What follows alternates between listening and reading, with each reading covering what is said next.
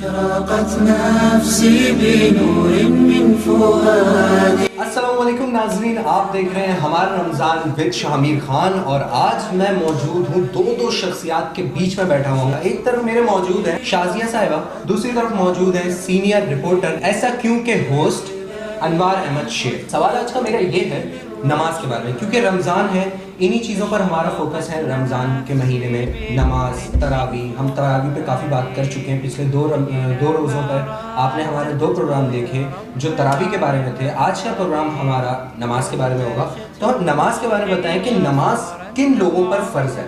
الحمدللہ رب العالمین والصلاة والسلام علی سید الانبیاء والمرسلین، اما بعد فاعوذ باللہ من الشیطان الرجیم، بسم اللہ الرحمن الرحیم.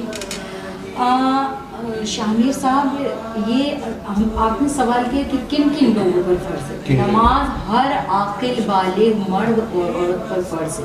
جو نماز کے فرض ہونے کا انکار کرے وہ کافر ہے.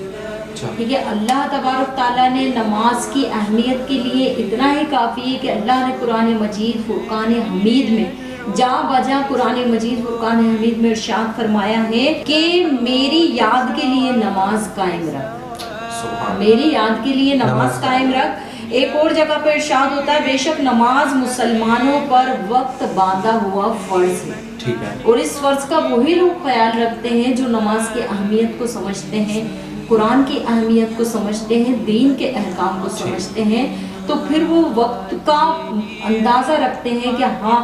اور ان لوگوں کی تو کیا ہی شان ہے کہ جو ایک نماز کے بعد دوسری نماز کا انتظار کرتے ہیں. سبحان اللہ. اللہ کے رسول صلی اللہ علیہ وسلم نے تو یہاں تک ارشاد فرمایا کہ سب سے مقبول اور سب سے بہترین بندہ وہ ہے جو ایک نماز کے بعد دوسری نماز کا انتظار کرتا ہے.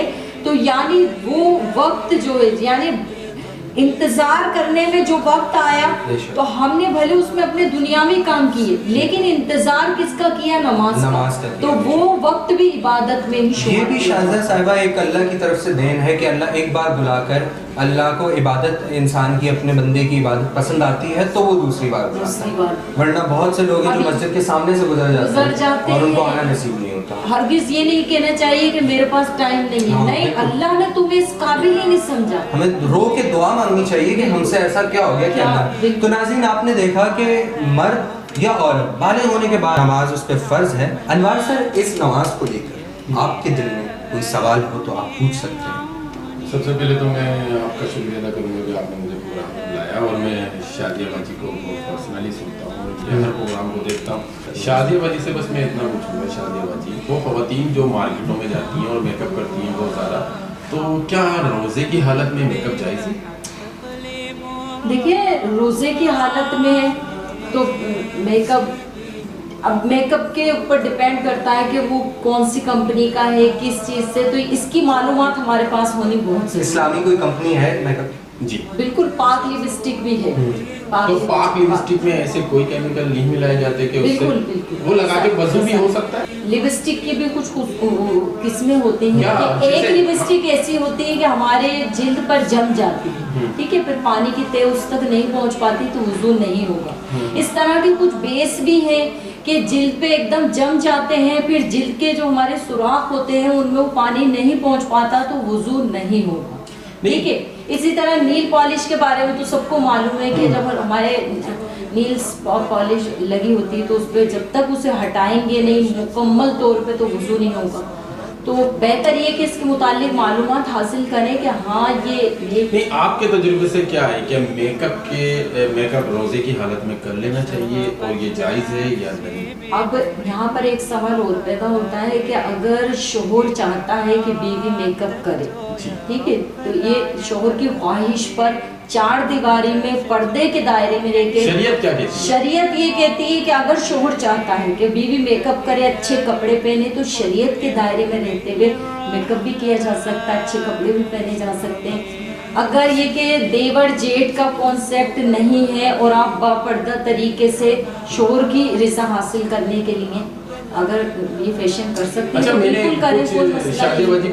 میں نے کچھ خواتین دیکھی کہ روزے کی حالت میں ہوتی ہیں، افطار بنا رہی ہوتی ہیں، پر ان کے ناخن بہت بڑے ہوتے ہیں، تو ان کے بارے میں کیا کہیں گے؟ नील्स बनाना वैसे मुकरूह तहरीमी यानी हराम के करीब। ये तो वो एक जगह मैंने ये भी सुना है कि वो जो खाना पका रही हैं और तो खाना भी क्या कहते हैं हराम करार दे दिया जाता है। मुकरूह है। जिनके नेल्स बड़े हैं वो औरतें जब खाना बनाती हैं, जैसे अभी पिछले प्रोग्राम में हमने सुन्नत मौक़िदा के बारे में, मुकरूह तहरीमी हराम के करीब होता है, तो लिहाजा नील्स जो है रसूल पाक अलैहिस्सलाम ने फरमाया कि जुम्मतुल मुबारक को नील्स काट लिए जाएं, यानी बहुत ही अफजल है। और बहुत ही सुन्नत भी यही है कि हमारे थोड़े से भी नील्स अगर बढ़ते हैं तो जुम्मतुल मुबारक को अफजल तरीन दिन है कि बहुत ही मकबूल है कि काट लिए जाएं। तो एक रिवायत के मुताबिक तो ये कि जिसके नील्स बड़े होते हैं तो शैतान सवारी करता है, तो यानी बहुत ज़्यादा इसका नुकसान है। तो देखिए मैं एक बात जानती हूँ, जिसको दीन से सच्ची मोहब्बत है, दीन से सच्ची लगन है, तो फिर वो इन चीज़ों पे अमल करे। दुनिया की जिंदगी बहुत छोटी सी है। बात ये है कि पर्सनली पूछने का मेरा आपसे सवाल ये यूँ है कि इसकी वजह ये है कि मैं आपका प्रोग्राम बहुत शौक से देखता हूँ, ठीक है, आपकी बातें भी बहुत पसंद आती हैं, पर कुछ चीज़ें ऐसी जो घर के अंदर देखी जाती हैं, ख़वातीन के अंदर के नील्स पड़े हुए हैं, अच्छा रोज़े की हालत में जो है उनका दुपट्टा जो है वो सर पे नहीं है, और क्या कहते हैं मेकअप हुआ हुआ, ये गैर महरम की नज़र भी पड़ी, गैर महरम की नज़र भी, फिर मार्केट जाना, शॉपिंग करना, फिर ऐसे लिबास पहनना। मर्द के लिए भी बताएं आप, मैं ये नहीं कहूँगा कि सिर्फ ख़वातीन के बारे में बताएं, मर्द को भी रमज़ान में क्या करना चाहिए, कितनी एहतियात बरतना चाहिए, और रमज़ान में ही क्यों, ठीक है, पूरे साल, तो और औरत को भी किस तरह रहना चाहिए, ये बताएं आप।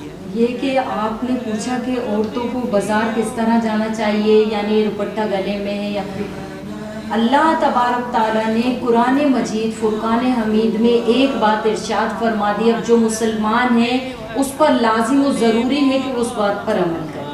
अल्लाह ने कुरान मजीद फुरकान हमीद में इरशाद फरमाया कि ए मर्दों अपनी निगाहों को नीचे रखो, ठीक है, जब मुसलमान औरतों के सामने जाओ तो शर्म और हया का लिहाज रखो और अपनी निगाहों को नीचे रखो। ये आयत का मफहूम है, तर्जुमा नहीं बता रही है, आयत का मफहूम। इसी तरह औरतों के बारे में भी ये हुक्म है कि जब वो अपने घरों से निकले तो अपनी ओढ़नियों का कुछ हिस्सा अपने चेहरे पे डाल लें, ठीक है, ज़रूरी नहीं है अब हम बुरके में पर्दा करें, आप चादर इतनी बड़ी ले लें कि आपका पैर से लेकर सर तक सब छुप जाए, ठीक है, आपका पूरा वजूद उसमें छुप जाए। अगर बुरका पहन रही है तो वो भी अच्छी बात है, मेन मकसद पर्दा है। कहने का मकसद यही है ना कि जैसे कि आज के दौर में जैसे हम बाइक पे जा रहे हैं, अब नज़र नीचे करके तो चलाएंगे तो खड्डे में गिर जाएंगे। अगर हम किसी मार्केट के पास से गुजर रहे हैं या किसी ऐसी जगह से गुजर रहे हैं जहाँ ख़वातीन है और उन्होंने मेकअप वगैरह किया हुआ है, अब अगर उन पर हमारी एक नज़र पड़ती है तो उनको गुनाह मिलेगा पहली नज़र में, या हमको भी गुनाह मिलेगा? बहुत प्यारा, बहुत प्यारा, बहुत प्यारा शामिर भाई,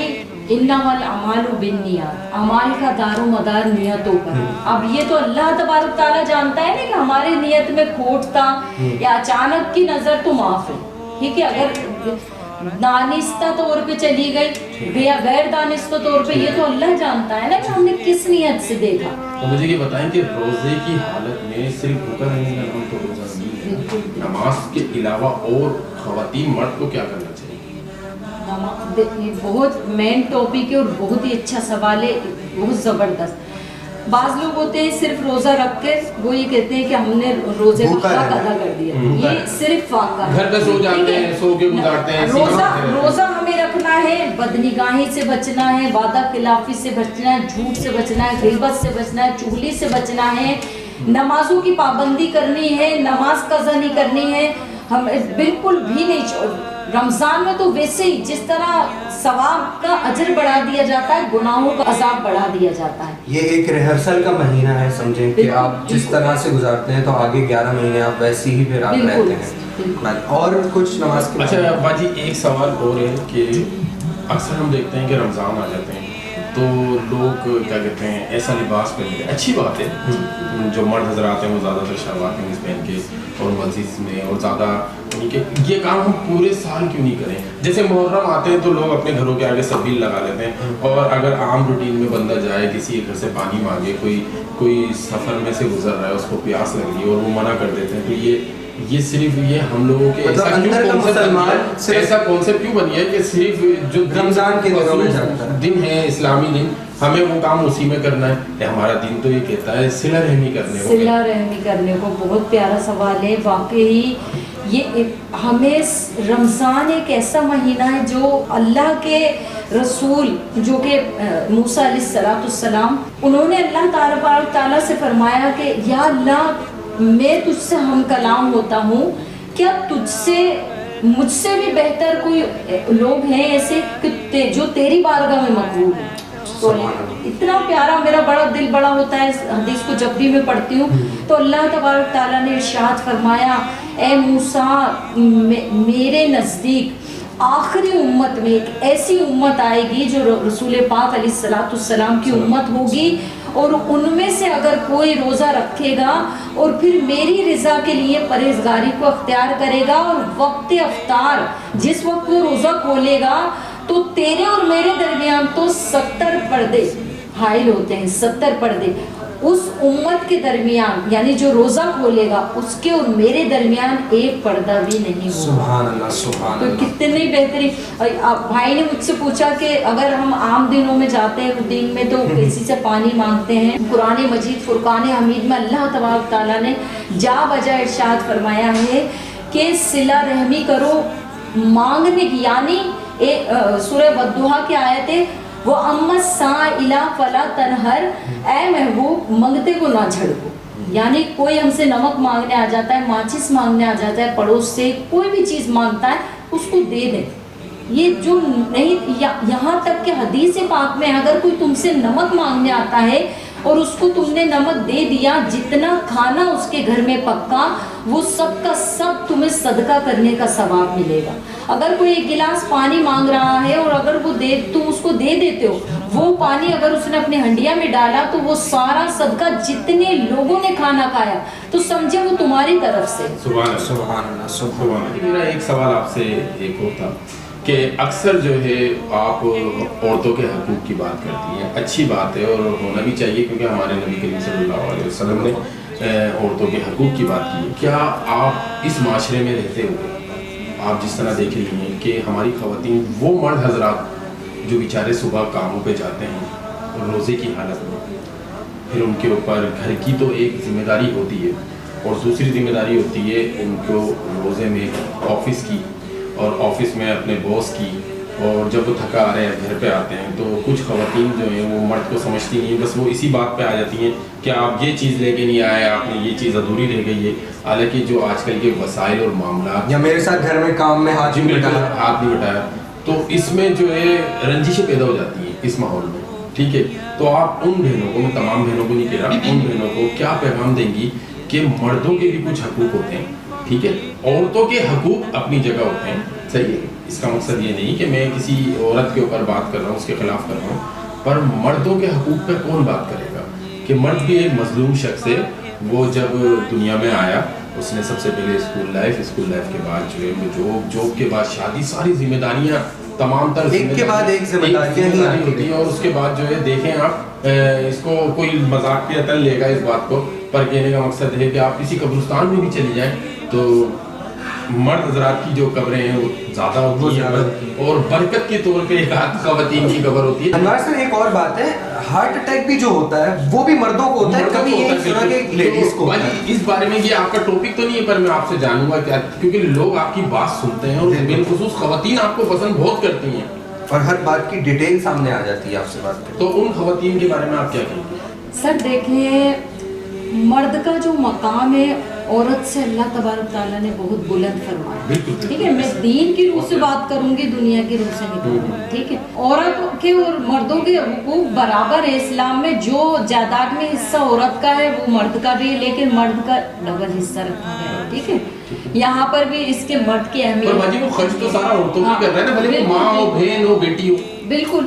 دوسری یہ کہ اللہ کے رسول صلی اللہ علیہ وسلم فرماتے ہیں کہ بہترین عورت وہ ہے جو فوت ہو جاتی ہے اور فوت ہوتے وقت اس کا مرد اس سے راضی ہے تو جنت میں اعلیٰ مقام اس عورت کو عطا کیا جائے. سبحان اللہ. اسی طرح جب مرد کما کر آتا ہے تو خواتین کو چاہیے، اسلام میں ہے کہ اچھی بیوی کی خصوصیات یہ ہیں کہ اس کا پرتپاک طریقے سے استقبال کیا جائے، انتہائی نرمی کے انداز میں. بہتر یہ کہ تیار ہو کر اپنے شوہر کے لیے سچ سنور کے.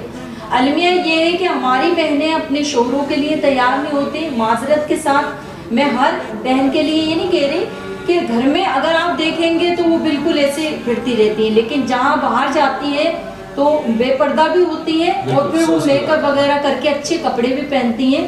تو یہاں پر بھی عورتوں کی پکڑ ہے، اپنے شوہر کے لیے تیار ہوں. شام کو جب شوہر گھر پر آتا ہے تو بہت ہی اچھی طریقے سے ملیں، نرمی کے ساتھ پانی کا پوچھیں، چائے کا پوچھیں. بہت عورت کے مقابلے میں مرد کو اللہ نے دیکھیں، عورت کے لیے امامت نہیں کر سکتی، نماز جنازہ نہیں پڑھا سکتی، پیر نہیں بن سکتی، مرید نہیں بنا سکتی، ٹھیک ہے. یہاں پر مرد کو ایک خاص مقام اسلام میں حاصل ہے، بشرطے یہ کہ وہ مرد بھی عورتوں کے ساتھ انصاف کریں، ٹھیک ہے. خوش نصیب ہے میری نظر میں وہ خواتین جن کے مرد ان کو تمام سہولیات اپنی حیثیت کے مطابق، سردی گرمی کے کپڑے ہیں، کھانا ہے، پینا ہے، بچوں کے خرچے ہیں، وہ تمام سہولیات عورتوں کو مل رہی ہیں اس وقت. ناظرین سامعین، اگر آپ کے گھر میں ایسے مرد ہیں تو یقین کریں آپ خوش نصیب، پوری دنیا کی خوش نصیب عورت ہیں کہ گھر کی چار دیواری عورت کے لیے فرض کی گئی ہے. یعنی اللہ تعالیٰ نے قرآن مجید فرقان حمید میں ارشاد فرمایا کہ چادر اور چار دیواری عورت کے لیے مقرر کر دی گئی ہے. یہ سب چیزیں اس عورت کو گھر میں مہیا ہیں، اس کے باوجود بھی اگر وہ نکلتی ہے، مثال کے طور پر اگر کوئی ڈاکٹر ہے تو وہ اپنے پیشے کے لیے نکل سکتی ہے، کتنے لوگوں کی جان بچانی ہے تو یہ ایک الگ بات ہے. اس کے بعد بھی اگر شوقیہ جاب کے لیے نکلتی ہے تو سب سے بڑی بد نصیبی ہے اس عورت کی. اور اللہ کے رسول علیہ الصلوۃ والسلام نے تو ایک مقام پہ یہاں تک فرمایا کہ عورت آدمی کا حق اس وقت بھی ادا نہیں کر پائے کہ جب آدمی کے جسم پر پیپ والے زخم ہوں اور عورت اپنی زبان سے چاٹ کے اس زخم کو صحیح کرے تو تب بھی آدمی کا حق ادا نہیں کر پائے گی. اس بات سے آپ اندازہ لگا سکتے ہیں کہ آدمی کی کیا اہمیت ہے. اسی طرح مردوں کو بھی چاہیے کہ وہ خواتین کا خیال رکھیں، ان کی دلجوئی کریں، ان سے پیار محبت اور نرمی سے پیش آئیں.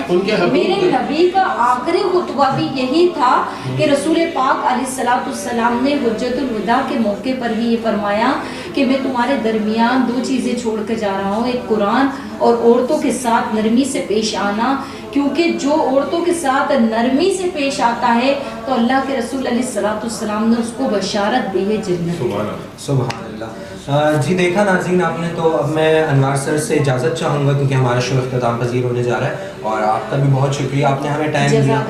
ناظرین اپنا خیال رکھیے بہت زیادہ، اور رمضان میں زیادہ سے زیادہ دوسروں کا بھی خیال رکھنے کی کوشش کیجیے، اور رمضان کے بعد بھی. اجازت دیں مجھے، میں ہوں آپ کا ہوسٹ شامر خان.